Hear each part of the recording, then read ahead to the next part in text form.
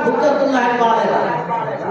এই হুজ্জাতুল্লাহ বালিগার মধ্যে লেখছে যে দুনিয়ায় যেগুলো ধরা ছোঁয়া যায় না, পরকালে তার আল্লাহ বডি দেবে, দেহ দেবে। তাহলে দুনিয়ায় যেগুলো আজ, পরকালে এগুলো জাহারে পরিণত হবে। এই আমল সে সময় মাথা যাবে, ওজন করা যায়। এরা শাহুল্লাহ মুহাম্মদ দেওয়ালি রহমাতুল্লাহ আলাইহি হুজ্জাতুল্লাহ বালিগার মধ্যে লেখছে।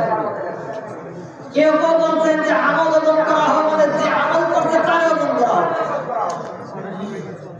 আর কারো কারো মত হলো, আব্দুল্লাহ ওমরের মত হলো যে ওজন করা হবে আমল নামা।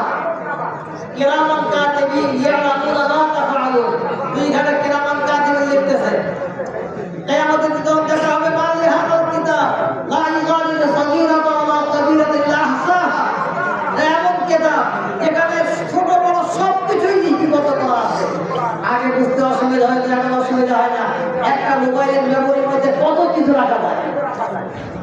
আর কিরামান কাতিবিন আমার ধারে বসে লিখবে, এটা অসম্ভব কোনো কিছু না, এটা বিশ্বাস অবিশ্বাসের কোনো কিছু না। সুতরাং এটা কিয়ামতের দিন এই আমলনামা এগুলো ওজন করা হবে। এই ব্যাপারে আছে যে দপ্তর, একটা দপ্তরের ওজন করা হবে। হাদিসের মধ্যে আসছে একজন লোকের 99টা দপ্তর, সবগুলো গোলা। আর এই দপ্তরটা খাতা এত লম্বা, যতটুকু তার দৃষ্টি যায় ততটুকু, পুরোটাই গোলা।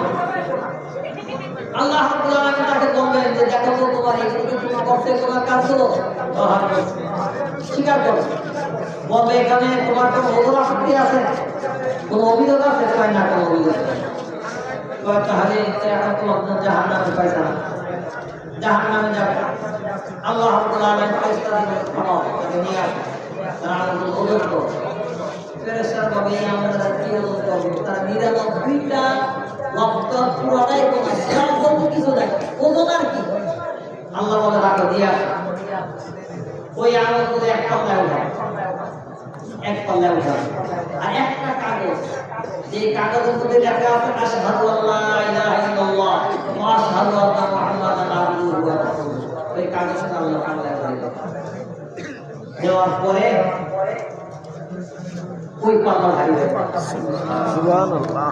আল্লাহ তাআলা আবু যায়েদ খুদরি রাদিয়াল্লাহু তাআলা থেকে হাদিস বর্ণিত, আল্লাহ তাআলা বলছে যদি আকাশ ও জমিন আল্লাহ তাআলা কিফে এক পাল্লায় রাখো, ও কালিমাতু লা ইলাহা ইল্লাল্লাহ বিকিফি মালাক কালিমাতু লা ইলাহা ইল্লাল্লাহ, আকাশ জমিন সব আল্লাহ এক পাল্লায় রাখবে, আর লা ইলাহা ইল্লাল্লাহ এক পাল্লায়, লা ইলাহা ইল্লাল্লাহ পাল্লা ভারী হয়ে যাবে।